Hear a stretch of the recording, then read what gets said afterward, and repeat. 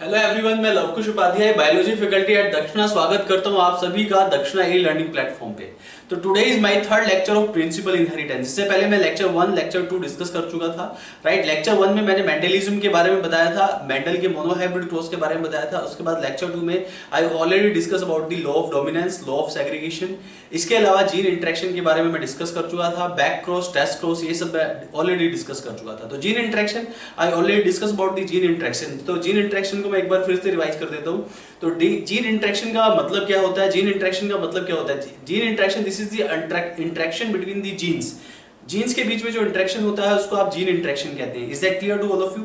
Gene interaction दो type के होते हैं, एक एलेलिक जीन इंटरेक्शन और दूसरा non allelic gene interaction. Allelic gene interaction मतलब gene interaction between the genes of the same locus. अगर सेम लोकस के जीन के बीच में इंटरेक्शन हो रहा है, that you called the gene interaction और that you called allelic gene interaction. लेकिन अगर डिफरेंट जीन के बीच में, यानी कि डिफरेंट लोकेशन लोकाई के जीन के बीच में इंटरेक्शन होता है, उसको आप नॉन एलेलिक जीन इंटरेक्शन कहते हैं। नॉन एलेलिक जीन इंटरेक्शन मतलब interaction between the genes of the different locus.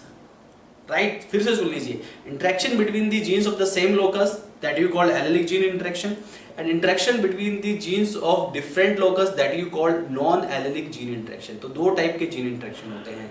तो जीन इंटरेक्शन होता क्या है एग्जैक्टली? जीन इंटरेक्शन को आप exception case of Mendelian principle भी कह सकते हैं। यानी कि यहाँ पे जितने भी एग्जांपल्स हैं जीन इंटरेक्शन में, that I will discuss in detail, all are the exception of Mendelian principal.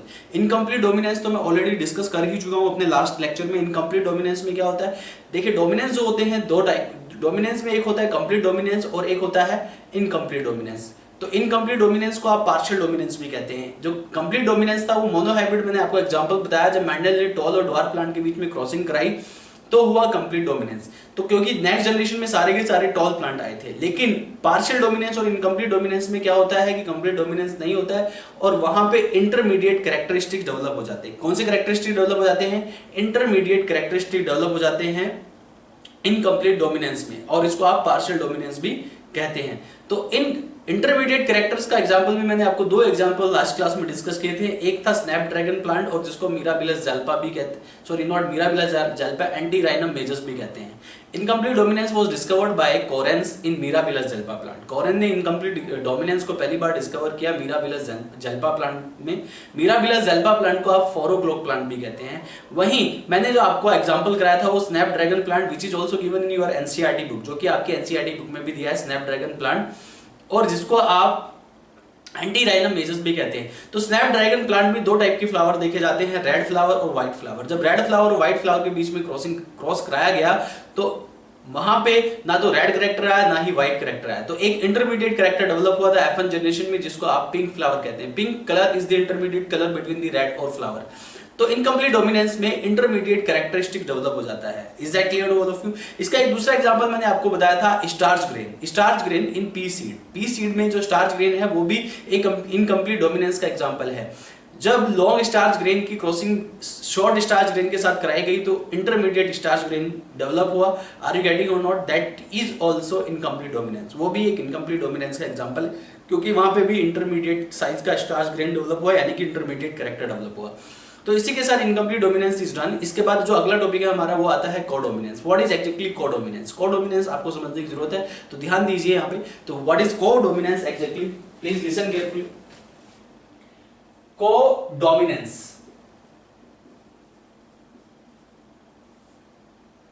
As I already told you, एक होता है कंप्लीट डोमिनेंस। जब मेंडल ने मोनोहाइब्रिड क्रॉस में टॉल प्लांट को ड्वार्फ प्लांट के साथ क्रॉस कराया तो नेक्स्ट जनरेशन में सारे टॉल प्लांट आ गए, यानी कि टॉल प्लांट वहां पे डोमिनेंट कैरेक्टर था तो उसका 100% डोमिनेंस हो गया। तो that was the example of complete dominance. दूसरा होता है इनकम्प्लीट डोमिनेंस, जैसे कि मैंने अभी बताया आपको, जहां पे इंटरमीडिएट कैरेक्टरिस्टिक डेवलप हो जाते हैं। तीसरा होता है कोडोमिनेंस। कोडोमिनेंस में को मींस बोथ, को means both, dominance means dominant. यहां पे दोनों के दोनों कैरेक्टर एक्सप्रेस करते हैं। ये दोनों के दोनों डोमिनेंट कैरेक्टर अगर एक साथ कैरी करेंगे तो दोनों के दोनों dominant character will express in next generation. यहाँ पे दोनों ही एक्सप्रेस करते हैं नेक्स्ट जनरेशन में। So both characteristics will express in next generation, that you called codominance, जिसको आप कोडोमिनेंस कहते हैं। तो इन case of codominance, both characteristics express in next generation.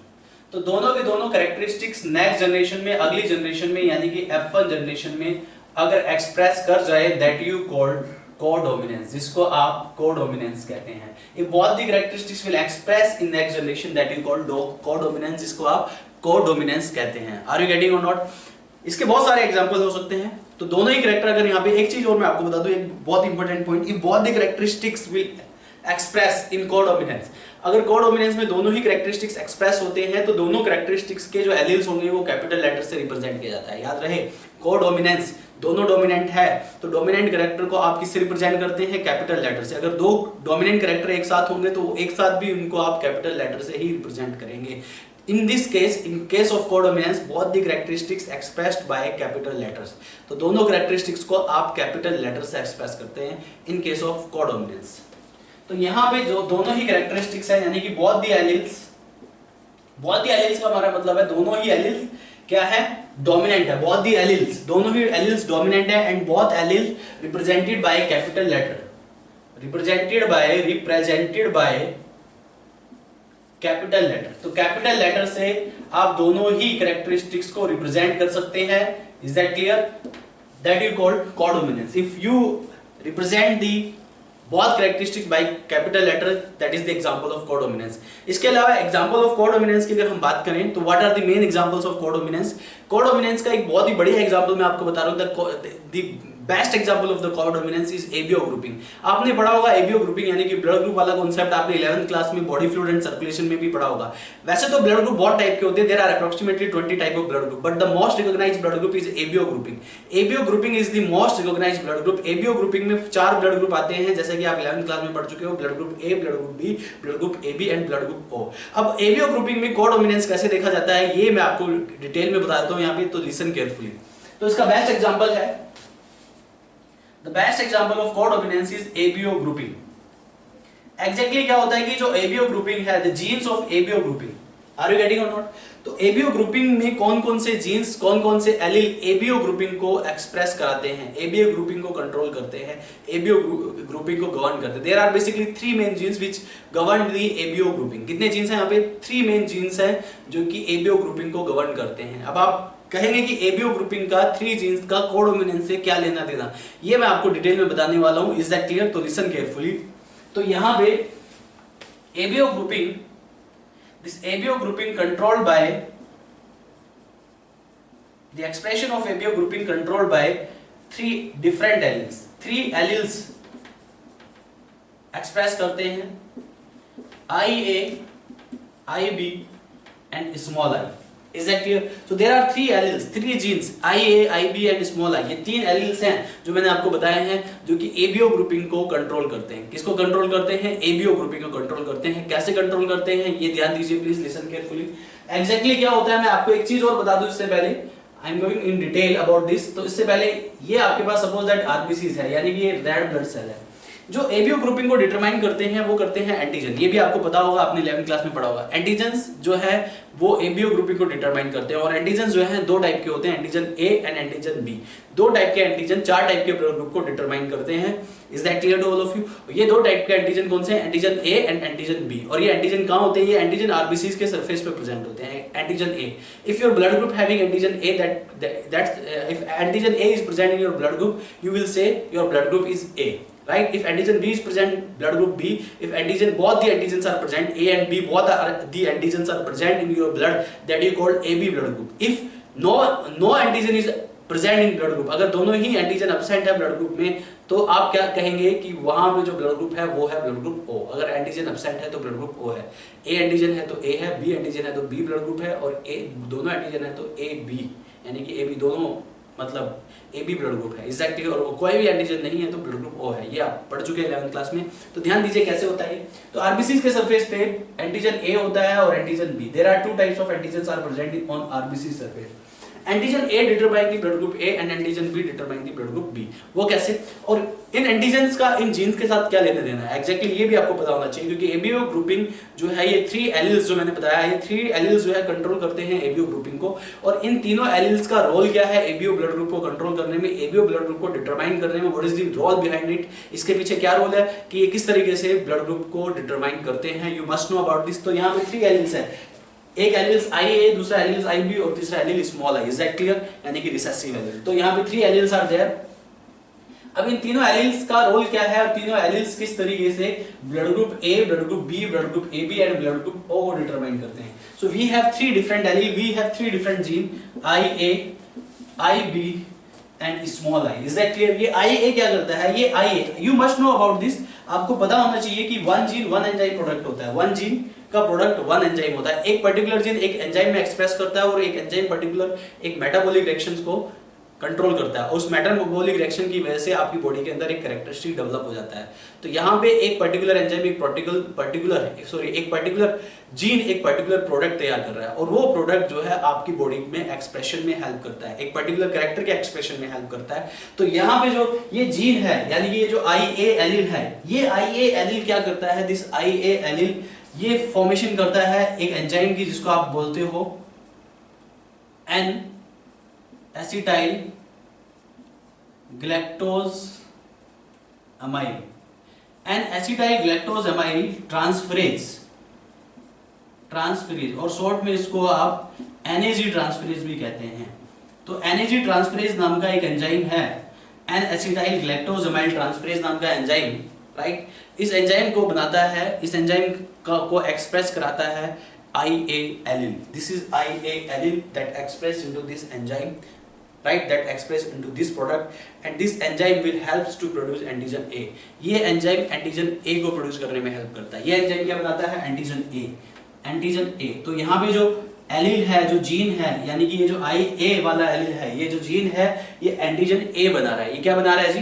Antigen A बना रहा है। वहीं IB जो दूसरा एलील है आपके पास, ये जो दूसरा एलील है ये भी एक एंजाइम बनाता है जिस एंजाइम का नाम है ग्लैक्टोसाइल ट्रांसफरेज। ग्लैक्टोसाइल ट्रांसफरेज ये एंजाइम बनाता है, राइट? ये एंजाइम प्रोडक्ट होता है किसका? IB जीन का, ग्लैक्टोसाइल ट्रांसफरेज। तो ये ग्लैक्टोसाइल ट्रांसफरेज है, this is the product of IB allele. ये IB एलील का प्रोडक्ट है ग्लैक्टोसाइल ट्रांसफरेज और ये galactosyl transferase helps in production of antigen B। ये एंटीजन B बनाने का काम करता है। It helps to produce antigen B। ये एंटीजन B को बनाने का काम करता है, helps to produce antigen B और एंटीजन B जो है वो रिकॉग्नाइज करता है ब्लड ग्रुप B को, यानी कि ब्लड ग्रुप B बनाने में एंटीजन B की हेल्प मिलती है। वहीं जो स्मॉल i थर्ड एलील जो है, इस एलील से कोई भी प्रोडक्ट तैयार नहीं होता, कोई भी एंजाइम तैयार नहीं होता। जनरली ये दोनों मतलब ये जो एलील है ये O ब्लड ग्रुप में प्रेजेंट होता है, राइट? तो there is no product from this gene और दिस एलील। इस जीन से कोई भी प्रोडक्ट तैयार नहीं होता। Is that clear to all of you? अब मैं बात करता हूं कि ये IA जीन एंटीजन A कैसे बनाता है। Is that clear? You must know about this. IA gene antigen A कैसे बनाता है? With the help of this enzyme. और IB जीन एंटीजन B कैसे बनाता है? With the help of this enzyme. You must know about this. Suppose that आपके पास enzyme है NAG transferase. Exactly क्या होता है कि ये जो एंटीजन A बनता है ये एंटीजन B बनता है। Exactly you must know about this. इसमें क्या होता है कि यहाँ पे H एंटीजन के साथ एक ऑलरेडी एंटीजन प्रेजेंट होता है RBC के सरफेस पे। H एंटीजन का जो शुगर पार्ट है, sugar part of H antigen combined with, right? Sugar part of H antigen combined with NAG। Combined किसके साथ होता है? NAG के साथ कंबाइंड होता है और NAG के साथ कंबाइन होने के बाद बनता है antigen A। Are you getting और नॉट? और इस रिएक्शन को प्रमोट करता है, इस रिएक्शन को मेटाबोलाइज करता है NAG ट्रांसफरेज। और NAG ट्रांसफरेज कौन सा एंजाइम बना, कौन सा जीन प्रोड्यूस करता है? NAG ट्रांसफरेज प्रोड्यूस करता है, produced by IA gene. This gene produce this enzyme and this enzyme, right, catalyse this reaction antigen. RBC के सरफेस पे एक H एंटीजन होता है। H एंटीजन का जो मतलब होता है हिस्टोकम्पैटिबिलिटी एंटीजन। ये ऑलमोस्ट जितने भी बॉडी ऑर्गन्स होते हैं, बॉडी सेल्स होती हैं, उसमें ये प्रेजेंट होता है। H एंटीजन का मतलब है यहाँ पे H antigen. What do you mean by H antigen? H antigen का मतलब है हिस्टोकम्पैटिबिलिटी एंटीजन। ये हिस्टोकम्पैटिबिलिटी एंटीजन है H antigen. Is that clear? This histocompatibility antigen which is already present on RBC surface, इसके सुगर पार्ट के साथ NAG combine होता है और NAG combine in the presence of NAG transferase antigen A बना देता है और antigen A blood group A तैयार करता है। Is that clear? Blood group A तैयार करता है। इसी के साथ यहां पे H एंटीजन का शुगर पार्ट गैलेक्टोज शुगर के साथ में अटैच होता है, गैलेक्टोसाइल शुगर के साथ अटैच होता है, और गैलेक्टोसाइल शुगर को H एंटीजन के साथ कंबाइन करने में हेल्प कौन करता है? Enzyme galactosyl transferase. और ये गैलेक्टोसाइल जो ट्रांसफरेज एंजाइम है, this galactosyl transferase enzyme, this enzyme is the product of IB gene. ये आईबी जीन का प्रोडक्ट है गैलेक्टोसाइल ट्रांसफरेज एंजाइम, और इसकी वजह से एंटीजन बी तैयार होता है। कौन सा एंटीजन तैयार होता है? Antigen B. तो ये हो गया आपका एंटीजन का concept. This is very simple. तो antigen A and antigen B both recognize the blood group A B, right? A B O. तो इन यानी कि एबीओ ग्रुपिंग 4 तरह के ब्लड ग्रुप होते हैं, blood group A, blood group B, blood group A B and blood group O. तो 4 different type के ब्लड ग्रुप जो है वो डिटरमाइन बाय, कौन डिटरमाइन करता है? एंटीजन्स डिटरमाइन करते हैं, antigen A, antigen B. Is that clear? कौन कौन से एंटीजन? 2 डिफरेंट टाइप के एंटीजन डिटरमाइन करते हैं, antigen A, antigen B. Antigen A से ब्लड ग्रुप ए और एंटीजन बी से ब्लड ग्रुप बी डिटरमाइन होता है। एग्जैक्टली। तो इन एंटीजन्स को बनाने के लिए यहाँ पे हमारे पास 2 एंजाइम चाहिए, galactosyl transferase and NAG transferase. NAG transferase क्या करता है? NAG transferase is the product of IA gene और galactosyl transferase is the product of IB gene. तो जो NAG ट्रांसफरेज है, अगर हम NAG ट्रांसफरेज की बात करें तो NAG ट्रांसफरेज क्या करता है? यहाँ पे जो NAG ट्रांसफरेज है वो H एंटीजन का जो शुगर पार्ट होता है उसको किसके साथ कंबाइन करता है? H एंटीजन के शुगर पार्ट को NAG के साथ कंबाइन करके वो बनाता है एंटीजन A। और वहीं जो ग्लाइकोसाइल ट्रांसफरेज है वो H एंटीजन के शुगर पार्ट के साथ ग्लाइकोसाइल शुगर को कंबाइन करके बनाता है एंटीजन B। तो antigen A and antigen B ये दोनों ही एबीओ ग्रुपिंग को डिटरमाइन करने में हेल्प करते हैं, और ये दोनों एंटीजन्स को रेगुलेट करता है, कंट्रोल करता है IA एंड IB। ये दोनों जो जीन्स हैं ये कंट्रोल करते हैं blood group A and blood group B को। Is that clear to all of you? तो ये हो गया आपका एबीओ ग्रुपिंग का कॉन्सेप्ट। अब एबीओ ग्रुपिंग में कोडोमिनेंस कहाँ कैसे देखी जाती है? You must know about this. तो ध्यान दीजिए, अगला जो कोडोमिनेंस को मैं बता रहा हूँ यहाँ पे एक्सप्लेन करने जा रहा हूँ, उससे पहले मेरे को एक्सप्लेन करना बहुत जरूरी था। आपको पता होना चाहिए कि एग्जैक्टली कौन सा जीन किस तरीके से एंटीजन बना रहा है, राइट? ये आपको क्लियर हो गया। अभी यहाँ पे कोडोमिनेंस कैसे देखा जाएगा ये आपको पता होना चाहिए। इसके बाद मैं इसके फिनोटाइप और जीनोटाइप भी बताऊंगा। तो ध्यान दीजिए, लिसन केयरफुली यहाँ पे।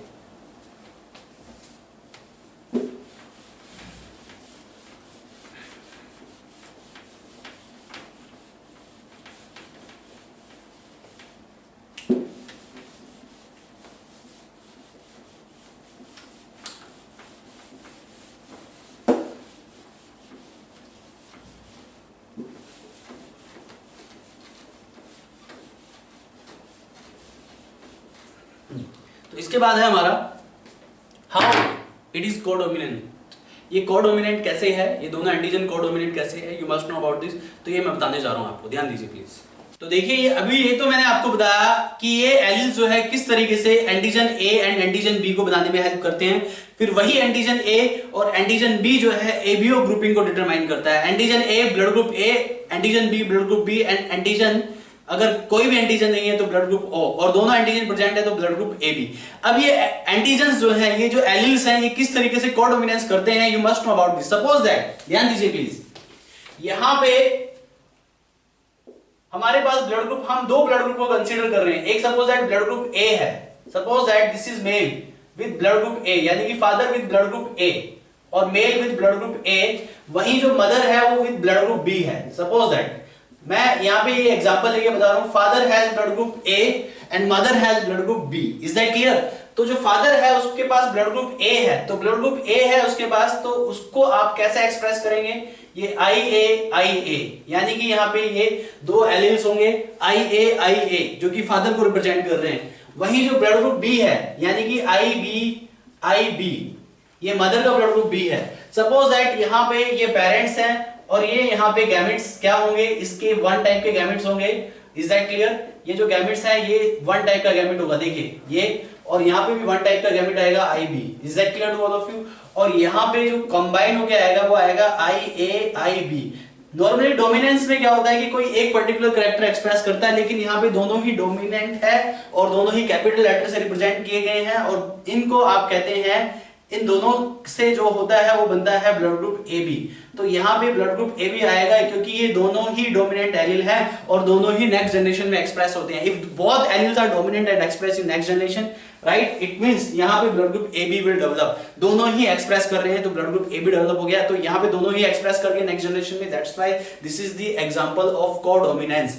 This is the example of codominance. Suppose that यहाँ पे ये जो मदर का ब्लड ग्रुप है ए ब्लड ग्रुप के लिए एक तो जीनोटाइप ये है और बी ब्लड ग्रुप के लिए एक जीनोटाइप ये है। इसके अलावा एक आप दूसरा एग्जांपल भी ले सकते हैं, इनके अलावा भी यहाँ पे जीनोटाइप हो सकता है। सपोज दैट यहाँ पे ये होमोजाइगस ब्लड ग्रुप ए है, यहाँ पे ये होमोजाइगस ब्लड ग्रुप बी है, कभी कभी यहाँ पे हेटेरोजाइगस ब्लड ग्रुप भी आ जाता है। देखिए उसका भी एग्जांपल देखिए। सपोज दैट यहाँ पे ब्लड ग्रुप ए है और ये ब्लड ग्रुप ए किसका है? सपोज दैट फादर का ब्लड ग्रुप ए है, this is the blood group for father, मैंने ये साइन मार्क किया है यहाँ पे। This is the blood group of mother, mother का ब्लड ग्रुप क्या है? Blood group B. तो मदर का ब्लड ग्रुप बी है और फादर का ब्लड ग्रुप ए है।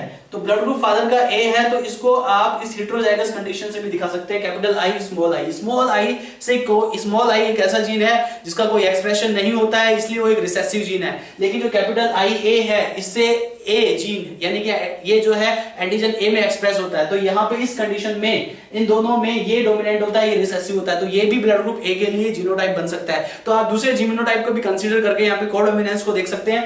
देखिए यहाँ पे मदर का blood group, suppose that mother का भी हेटेरोजाइगस है, मदर का होमोजाइगस भी हो सकता है, हेटेरोजाइगस भी हो सकता है, it depends. Is that clear? तो यहाँ पे फादर का ब्लड ग्रुप ए, मदर का ब्लड ग्रुप बी, लेकिन फादर और मदर दोनों का ब्लड ग्रुप क्या है? एक हेटेरोजाइगस है, यहाँ पे ये जीनोटाइप है, स्मॉल आई इज रिसेसिव और ये डोमिनेंट है। Is that clear to all of you? तो यहाँ पे ब्लड ग्रुप ए ये पेरेंट्स का ब्लड ग्रुप है। यहाँ पे जो गैमेट्स आएंगे, जो गैमेट्स बनेंगे, देखिए गैमेट्स इसमें कितने टाइप के बनते हैं? ब्लड ग्रुप ए में दो टाइप के गैमेट्स बनते हैं, एक ये और दूसरा ये। There are two types of gametes will produce in blood group A, even two types of gametes will produce in blood group B. तो दो टाइप के गैमेट इसमें बन रहे हैं, दो टाइप के गैमेट इसमें बन रहे हैं। अब इनकी अगर आप क्रॉसिंग कराते हैं, क्रॉसिंग कराने के बाद यहाँ पे देखिए इनका, लिसन केयरफुली, तो यहाँ पे ये हो गया आपका ब्लड ग्रुप ए के गैमेट्स हो गए और ये गैमेट्स हो गए ब्लड ग्रुप डी के। तो ये आ गया आपका यहाँ पे ब्लड ग्रुप ए बी, ये यहाँ पे ब्लड ग्रुप बी आ गया, ये ब्लड ग्रुप ए आ गया और ये आ गया blood group O. Is that clear? तो ये जो है this is the genotype of what? This is genotype of blood group A B. तो देखो यहाँ पे दोनों ही डोमिनेंट एलील आ गए, तो यहाँ पे भी कोडोमिनेंस हो रहा है। अगर दोनों डोमिनेंट एलील एक साथ आ गए तो यहाँ पे ना तो ब्लड ग्रुप ए है ना बी है, ये दोनों है, यानी कि ए बी ब्लड ग्रुप है, राइट। और ये जो जीनोटाइप है I B I, this is for blood group B. ये जो जीनोटाइप है this is for blood group A, and ये जो जीनोटाइप है this is for blood group O. ये चार टाइप के ब्लड ग्रुप हो गए, चार डिफरेंट जीनोटाइप से डेवलप हो रहे हैं चार टाइप के blood group. Is that clear to all of you? तो ये हो गए 4 टाइप्स ऑफ ब्लड ग्रुप। इसी के साथ कोडोमिनेंस इज डन। एक चीज मैं आपको और बता दूं, एक पॉइंट और बता दूं, यहाँ पे कभी-कभी एग्जाम में क्वेश्चन आता है कि what are the possible genotype and what are the possible phenotype of ABO grouping. ABO grouping के पॉसिबल फिनोटाइप 4 है, ए बी एंड ओ। चार जो ब्लड ग्रुप है वो फिनोटाइप हैं एबीओ ग्रुपिंग के। How many possible genotypes will possible in ABO grouping? तो ABO grouping में पॉसिबल जीनोटाइप कितने होंगे? तो याद रहे एबीओ ग्रुपिंग में टोटल 3 टाइप्स के एलील है, तो पॉसिबल जीनोटाइप देखिए कितने होंगे? तो 3 टाइप्स के एलील है। यहाँ पे मैं पॉसिबल जीनोटाइप बता देता हूँ आपको, ध्यान दीजिए please. What are the possible genotype in blood group ABO grouping? Possible genotype ABO grouping में पॉसिबल जीनोटाइप कौन कौन से होंगे? You must understand this please. यहाँ पे मैंने आपको पहले ही बताया, as I already told you, आपको मैं पहले ही बता चुका हूँ भाई यहाँ पे कि यहाँ पे कितने एलिल्स ब्लड ग्रुप को डिटरमाइन करते हैं? 3 एलिल्स। तो यहाँ पे आप जो है ये 3 कॉलम्स बना दीजिए, 3 alleles. How many alleles are there? 3। This is I A, this is I B and this is small I. 3 alleles आपने यहाँ पे बना दिया और इसके ऐसे ही सेम यहाँ पे 3 एलिल्स आप इधर भी बना सकते हैं, I A, I B and small I. And what will be the possible genotype? अभी आप यहाँ पे पॉसिबल जीनोटाइप कंफर्म कर सकते हैं, बड़ा आसान है बताना। देखिए एक हो गया ये वाला genotype, this is for blood group A. एक हो गया ये वाला genotype, this is for blood group A B. देखिए आई ए आई बी, देखिए इसको इसके साथ कंबाइन कीजिए, आई ए स्मॉल आई, ठीक है। ये देखिए आई ए आई बी, ये देखिए आई बी, ये देखिए आई बी स्मॉल आई, ये देखिए आई ए स्मॉल आई, ये देखिए आई बी स्मॉल आई, और ये देखिए स्मॉल आई। ये पॉसिबल जीनोटाइप मैंने यहाँ पे डिजाइन कर दिए हैं पूरे, देखिए। तो यहाँ पे टोटल पॉसिबल जीनोटाइप कितने हैं, देखिए काउंट कर सकते हैं आप। यहाँ पे पॉसिबल जीनोटाइप आप आसानी से निकाल सकते हैं। तो पॉसिबल जीनोटाइप कौन कौन से हैं ये आप देख लीजिए। मैं पूरा ही इसका एक कॉलम तैयार कर देता हूँ यहाँ पे, जिससे आपको कोई कंफ्यूजन ही ना हो। लिसन केयरफुली, ध्यान दीजिए प्लीज। सपोज दैट, राइट, मैं इस पोर्शन में लिख देता हूँ ये, ध्यान दीजिए प्लीज। इसके बाद है, ध्यान दो, तो टोटल ब्लड ग्रुप्स बताने हैं आपको एबीओ ग्रुपिंग में।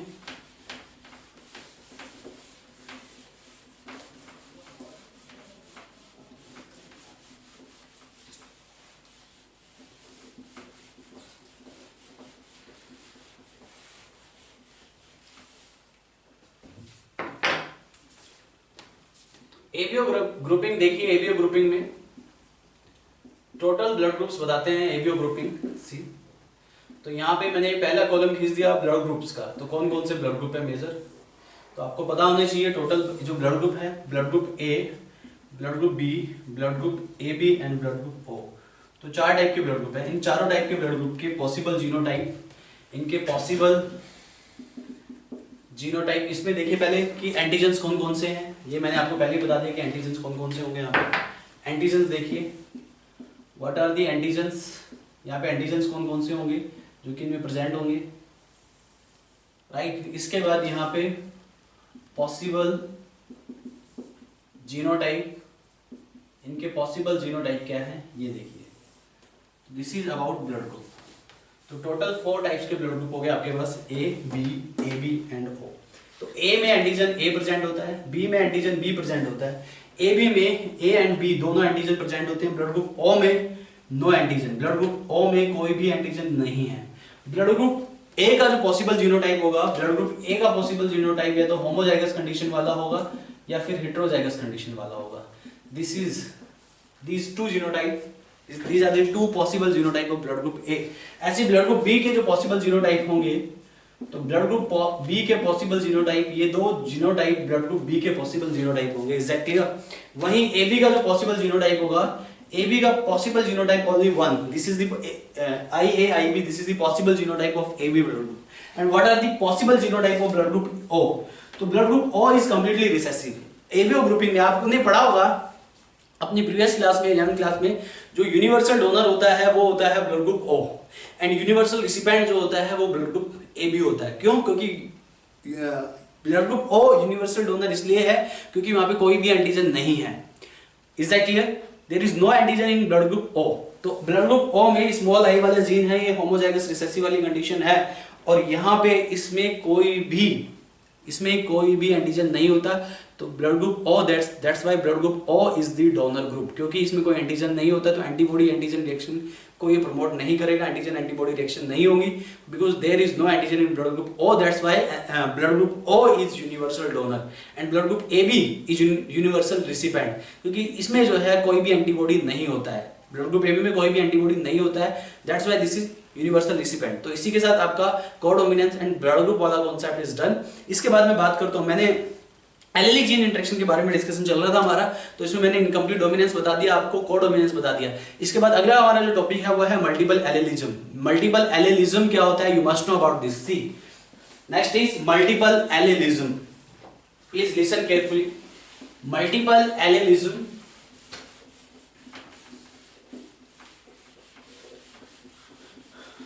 ध्यान दीजिए।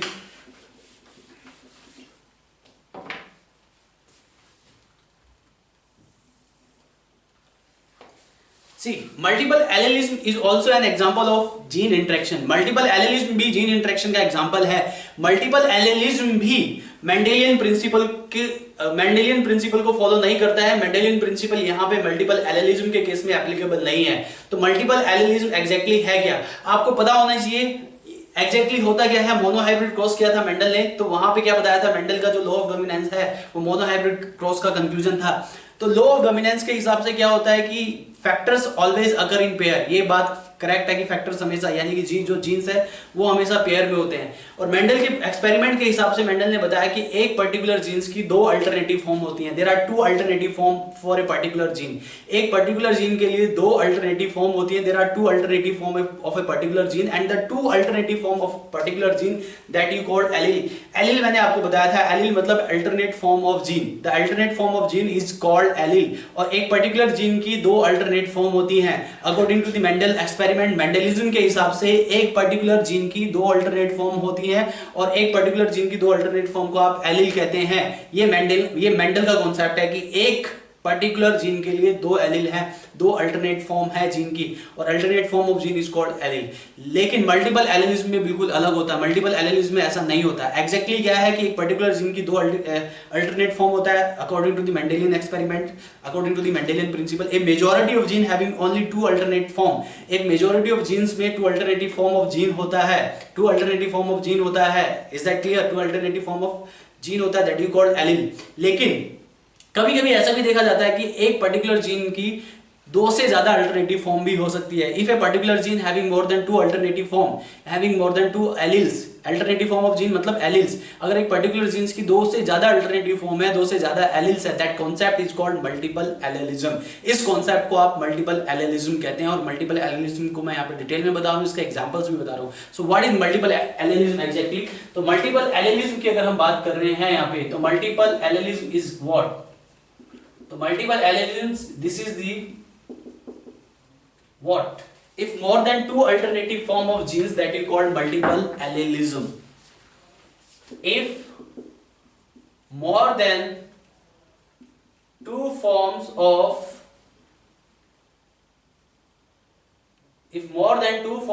gene, two alternative forms of gene, ये लिखिए, two alternative forms of gene, if more than two alternative forms of gene, if more than two alternative forms of gene, that is called multiple allelism. अगर एक gene की दो से ज्यादा form है उसको आप मल्टीपल एलेलिज्म कहते हैं। if more than two alternative form of gene, that is called multiple allelism। और आप इसको ऐसे भी डिफाइन कर सकते हैं, और if a particular gene having more than two alleles, अगर यहां पे more than two alleles है, एक पर्टिकुलर जीन की more than two alleles हैं, that you called multiple allelism. If a particular gene having more than two alleles, that you also be known as multiple allelism, जिसको आप multiple allelism कहते हैं। इसके जो एग्जांपल्स हैं multiple allelism का example, सबसे पहले मैं आपको बता दूं एबीओ ग्रुपिंग। देखिए, अब आप ये कहेंगे कि एबीओ ग्रुपिंग मैंने कोडोमिनेंस का भी एग्जांपल बताया और एबीओ ग्रुपिंग में मल्टीपल एलेलिज्म की का भी एग्जांपल बता रहा हूं, ऐसा कैसे पॉसिबल है? ऐसा पॉसिबल है। मैंने आपको बताया था कि जो एबीओ ग्रुपिंग है वो एक पर्टिकुलर कैरेक्टर है, और एबीओ ग्रुपिंग को राइट थ्री डिफरेंट टाइप्स के एलील्स जो है रेगुलेट करते हैं, I A, I B, small I. तो यहाँ पे एक जीन की तीन अल्टरनेट फॉर्म है, I A, I B and small I. There are three forms of a particular gene, IA, IB and small I. If there are three forms of a particular gene, it means that is multiple allelism. It means ABO grouping is also the example of multiple allelism. Because यहाँ पे there are in ABO grouping there are three alternative forms. There are three alternative forms. तो three alternative forms है भाई, कितनी alternative forms है यार? There are three alternative forms of a particular gene. Right? ABO grouping के gene की three alternative forms है। एक है IA, दूसरा है IB और तीसरा है स्मॉल आई। देखिए यहाँ पे दो से ज्यादा फॉर्म है, जीन की अल्टरनेटिव फॉर्म दो से ज्यादा है, that's why called multiple allelism. इसको आप मल्टीपल एलेलिज्म कहते हैं। अब एक चीज मैं आपको और बता दूं, बहुत ही इंपॉर्टेंट पॉइंट है, कभी कभार एग्जाम में क्वेश्चन मिल जाएगा आप सबको इस पॉइंट से रिलेटेड। तो क्या होता है, एक बहुत इंपॉर्टेंट पॉइंट बता रहा हूं मैं। तो ये यहाँ पे एक जीन की थ्री अल्टरनेटिव फॉर्म है एबीओ ग्रुपिंग में, यानी कि एक जीन की तीन से ज्यादा भी हो सकते हैं। कुछ ऐसे भी ऑर्गेनिज्म होते हैं जिसमें कि बहुत सारे अल्टरनेटिव फॉर्म हो सकते हैं जीन के। तो ये जो अल्टरनेटिव फॉर्म ऑफ जीन है, ये जो मल्टीपल एलेलिज्म का कॉन्सेप्ट है, ये किसके लिए है ये आपको पता होना चाहिए। देखिए एक पर्सन में, देखिए एक पर्सन, एक पर्टिकुलर पर्सन है, इज दैट क्लियर? एक पर्सन में जो कि डिप्लॉयड ऑर्गेनिज्म है, एक पर्टिकुलर डिप्लॉयड ऑर्गेनिज्म है और डिप्लॉयड ऑर्गेनिज्म में पेयर ऑफ क्रोमोसोम होता है, तो डिप्लॉयड ऑर्गेनिज्म में सिर्फ 2 ही अल्टरनेटिव फॉर्म पॉसिबल है, यानी कि एक इंडिविजुअल में सिर्फ 2 ही अल्टरनेटिव फॉर्म पॉसिबल है। ये तीनों अल्टरनेटिव फॉर्म एक इंडिविजुअल के लिए नहीं है, ये पॉपुलेशन के लिए है। पॉपुलेशन में 2 से ज्यादा अल्टरनेटिव फॉर्म हो सकते हैं जीन के, लेकिन एक पर्टिकुलर इंडिविजुअल के लिए सिर्फ 2 ही अल्टरनेटिव फॉर्म होंगे जीन के लिए। ध्यान रखिए, तो मल्टीपल एलेलिज्म का concept, this is for the population, this is not for a particular individual. एक इंडिविजुअल के लिए मल्टीपल एलेलिज्म का कॉन्सेप्ट नहीं है, ये पूरी पॉपुलेशन के लिए है, क्योंकि एक इंडिविजुअल में मैक्सिमम पेयर ऑफ क्रोमोसोम होते हैं, 2 क्रोमोसोम्स होते हैं। आर यू गेटिंग और नॉट? तो पेयर ऑफ फैक्टर होते हैं एक इंडिविजुअल में। पेयर ऑफ फैक्टर का मतलब 2 अल्टरनेटिव फॉर्म ही पॉसिबल है एक पर्टिकुलर इंडिविजुअल में एक टाइम पे, लेकिन these alternative forms for the population not for an individual। ये बात आपको याद होनी चाहिए। मैं यहाँ पे पॉइंट लिख भी देता हूँ। तो ये यहाँ पे जो है एक बहुत ही इंपॉर्टेंट पॉइंट है ये, कि जो मल्टीपल एलेलिज्म है, यानी कि मल्टीपल एलेलिज्म जो है, यानी कि जो मोर देन 2 अल्टरनेटिव फॉर्म्स है, that is only for population, not for a single individual. Right, इधर लिख देता हूं मैं। यहां पे जो मल्टीपल फॉर्म्स हैं, मल्टीपल फॉर्म्स ऑफ जीन और multiple allelism, multiple allelism this is the concept for what, किसके लिए है ये? तो मल्टीपल एलेलिज्म और multiple forms of gene, this is for a particular population. ये एक पॉपुलेशन के लिए है, this is not for an individual. ये किसी पर्टिकुलर इंडिविजुअल के लिए नहीं है, not for an individual, this is not for an individual. एक इंडिविजुअल के लिए ये बिल्कुल भी नहीं है, not for an individual, because एक इंडिविजुअल में मैक्सिमम एक पर्टिकुलर जीन के लिए 2 अल्टरनेटिव फॉर्म ही पॉसिबल है। तो this is multiple allelism. Right, कुछ और एग्जांपल बताता हूं मैं आपको,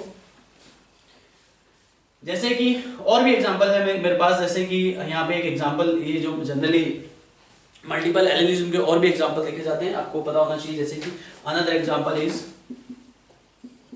sterility genes, sterility gene in tobacco.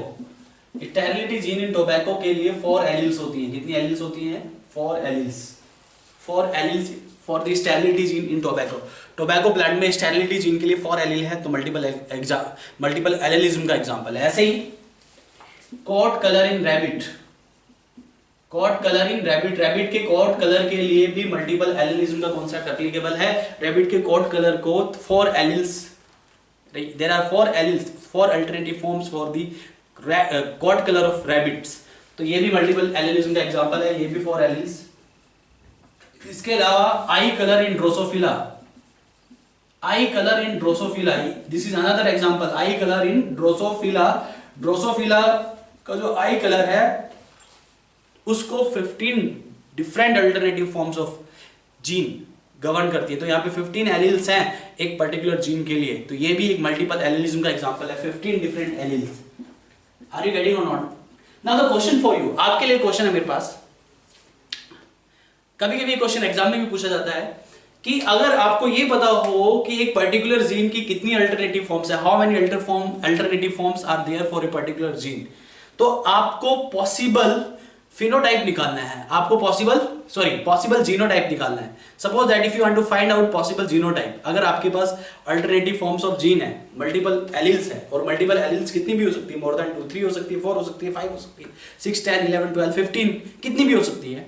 अगर आपके पास पॉसिबल एलील्स दिए हुए हैं, अल्टरनेटिव फॉर्म्स दिए हुए हैं, नंबर ऑफ एलील्स दिए हैं, और आपको जीनोटाइप निकालना हो, तो आप कैसे निकालेंगे? सपोज दैट मैं इसी का एग्जांपल ले लेता हूं, ब्लड ग्रुप एबीओ ग्रुपिंग का एग्जांपल ले लेता हूं। There are 3 types of what? There are 3 types of allele. तो 3 एलील्स होती हैं, IA, IB and small I. ये मैं एक एग्जांपल लेके बता रहा हूँ। तो there are 3 different alleles, IA, IB and small I. तो ये 3 डिफरेंट जो एलील है, IA, IB and small I, ये 3 डिफरेंट एलील है आपके पास। मल्टीपल एलील्स में 3 एलील्स हैं। अगर आपके पास 3 एलील्स हैं तो पॉसिबल जीनोटाइप कितने होंगे, you have to find out. तो बताइए पॉसिबल जीनोटाइप कितने होते हैं? एबीओ ग्रुपिंग में पॉसिबल जीनोटाइप मैंने थोड़ी देर पहले ही बताया था। एबीओ ग्रुपिंग में पॉसिबल जीनोटाइप 6 पॉसिबल जीनोटाइप होते हैं। आर यू गेटिंग और नॉट? वो आप गिन भी सकते हैं, और उसके लिए यहाँ पे मल्टीपल एलील्स में एक फॉर्मूला भी है, you must know about this. कभी कभार अगर इससे रिलेटेड कोई एग्जाम में क्वेश्चन आता है तो आप इस फॉर्मूले को लगाइए और आपका आंसर आ जाएगा। बहुत ही आसान है ये और बहुत ही इजी है। तो if you want to find out the possible genotype and if you have given number of alleles, अगर आपके पास नंबर ऑफ एलील्स है and you want to find out the genotype, then how you will calculate the genotype, you must know about this. So please listen carefully. तो यहाँ पे possible genotype in case of multiple allelism, possible genotype के लिए आपके पास एक formula होता है, possible genotype के लिए फॉर्मूला होता है n into n plus 1 by 2, n into n plus 1 by 2, this is the formula for the possible genotype.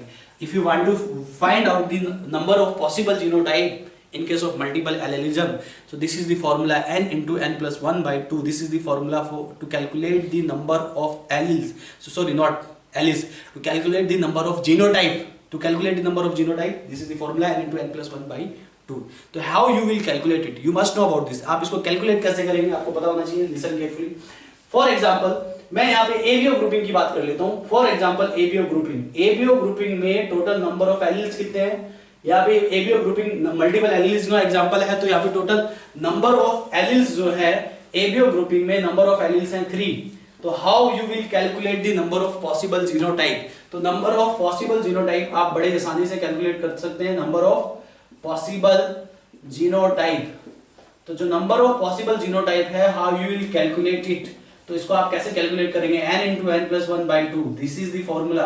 तो n क्या है हमारे पास, n is 3 plus 1 by 2, तो टोटल कितना हो गया यहाँ पे 3 into 4, 3 plus 1 is equal to 4, 3 into 4 by 2 यानी कि कितना हो गया 6. So there are 6 possible genotype. वैसे भी मैंने लिखवाए थे 6 possible genotype. मैं एक बार बता देता हूँ. ब्लड ग्रुप ए के लिए 2 possible genotype है, IA right and IA small i, 2 possible genotype.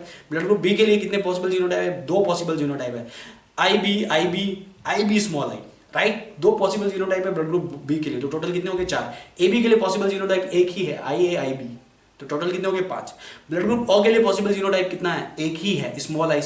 तो वैसे भी मैंने आपको आपकी फिंगर पे भी गिनवा दिए हैं, ये 6 जीनोटाइप होते हैं. और अगर आप फिंगर्स पे गिनना नहीं चाहते हैं क्योंकि छोटा मोटा होगा तो आपके नंबर ऑफ एलील्स कम होंगे तो आप आसानी से बता सकते हैं, लेकिन अगर नंबर ऑफ एलील्स ज्यादा होंगे तो उसको कैलकुलेट करने के लिए you have a formula right. आप कितनी भी वैल्यू ऐड करो और you can easily find out the number of genotype. This is very easy, very simple formula right, and you can easily calculate the number of genotype in multiple allelism.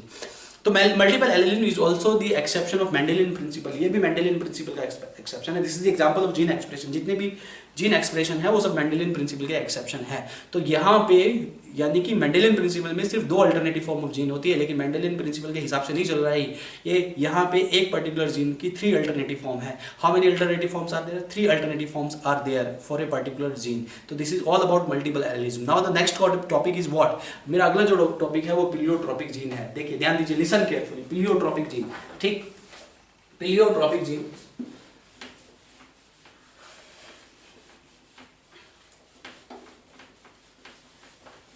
Pleiotropic gene please.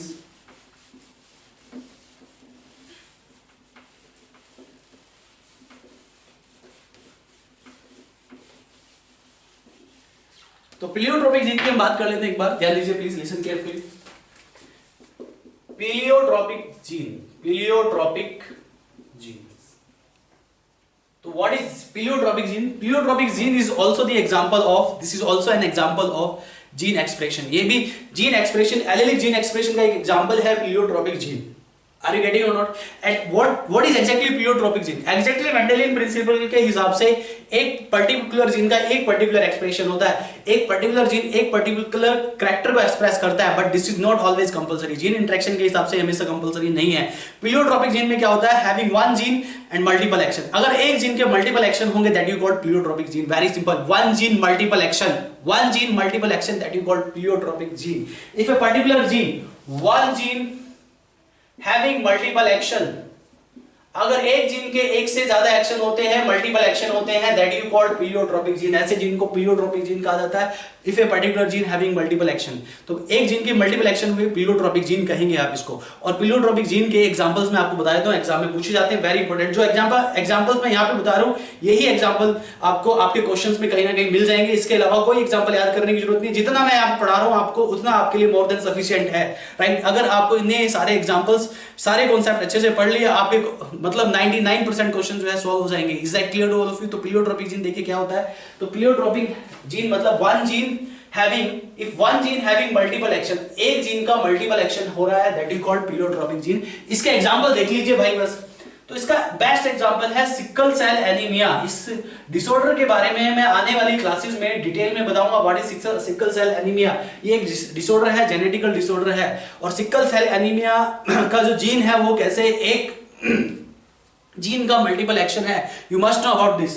तो sickle cell anaemia में right क्या होता है, HbA-HbS एक individual है right, या HbS जो gene होता है सिकल सेल एनीमिया में एक पर्टिकुलर जीन होता है HbS a particular gene in sickle cell anaemia. Sickle cell anaemia में एक जीन के दो इफेक्ट देखे जाते हैं। हाउ मेनी इफेक्ट, एक जीन के दो इफेक्ट देखे जाते हैं। सिकल सेल एनीमिया में वन जीन के दो इफेक्ट। पहला इफेक्ट मैं यहाँ पे लिख रहा हूँ, फर्स्ट इफेक्ट कि वो एनीमिक है, यानी कि उसको एनीमिया हो गया है, उसमें आरबीसीज का रिडक्शन हो गया है, is that clear to all of you. उसमें हीमोग्लोबिन का रिडक्शन हो गया है, is that clear to all of you. उसमें ऑक्सीजन की मात्रा सफिशिएंट अमाउंट में बॉडी में सप्लाई नहीं कर रही है, ये सब कैरेक्टर होते हैं एनीमिया के, तो उसको एनीमिया भी है। And this character is also resistance to malaria. Sickle cell anaemia वाले जो लोग होते हैं रेजिस्टेंस टू मलेरिया, वो मलेरिया के लिए भी रेजिस्टेंट है। तो देखिए एक जिन के यहाँ पे दो एक्सप्रेशन हो गए, एनीमिया एनीमिक भी है और मलेरिया रेजिस्टेंट भी है, तो एक जिन के दो एक्सप्रेशन हो गए, तो pleiotropic gene. Another example which can come in your exam, दूसरा एग्जांपल देखिए, दूसरा एग्जांपल क्या है, फिनाइल कीटोनूरिया। ये फिनाइल PKU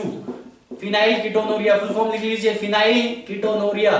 फिनाइल कीटोनूरिया भी एक जेनेटिकल डिसऑर्डर है, और फिनाइल कीटोनूरिया के बारे में I will discuss in detail when I will come to the genetical disorder topic. एक टॉपिक आता है आपका genetical disorder, when I will come to that topic I will discuss in detail about the phenyl ketonuria.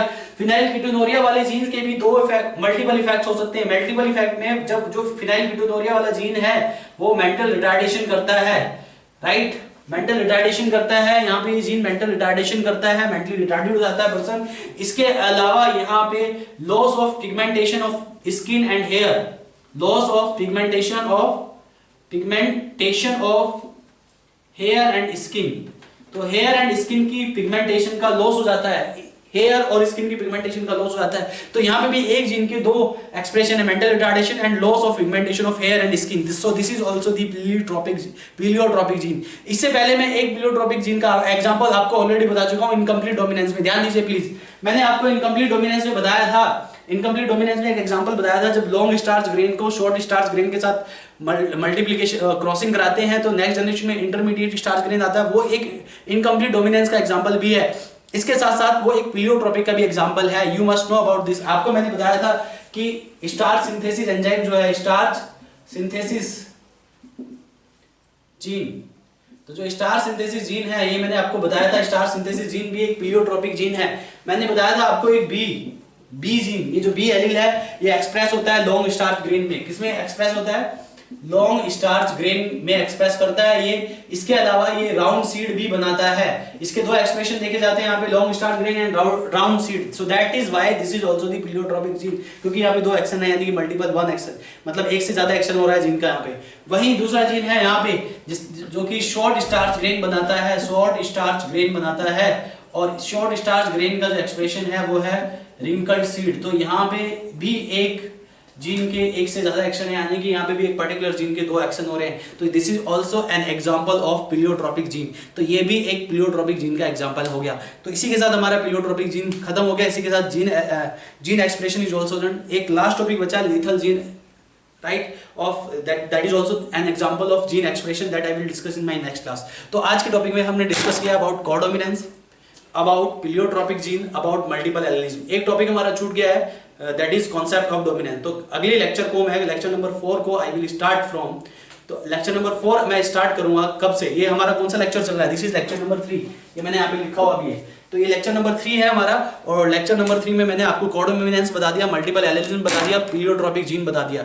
बाकी आपका lethal gene बचा है। Incomplete dominance में last lecture number 2 में ही बता चुका था। अभी आपका थोड़ा लीथल जीन बचता है, और इसके बाद आपका बचता है कॉन्सेप्ट ऑफ डोमिनेंस। तो बाय माय नेक्स्ट जो नेक्स्ट लेक्चर होगा, lecture number 4, by my next lecture I will start codominance, तो सॉरी कॉन्सेप्ट ऑफ डोमिनेंस में स्टार्ट कर दूंगा। कॉन्सेप्ट ऑफ डोमिनेंस के अलावा I will start from concept of dominance and I will complete lethal gene. तो lethal gene और concept of dominance I will complete by my next lecture. तो lecture number 4 मैं concept of dominance और lethal gene से start करने वाला हूं। Is that clear to all of you? ठीक है, तो आज के लिए बस इतना ही। Thank you very much, bye bye, take care.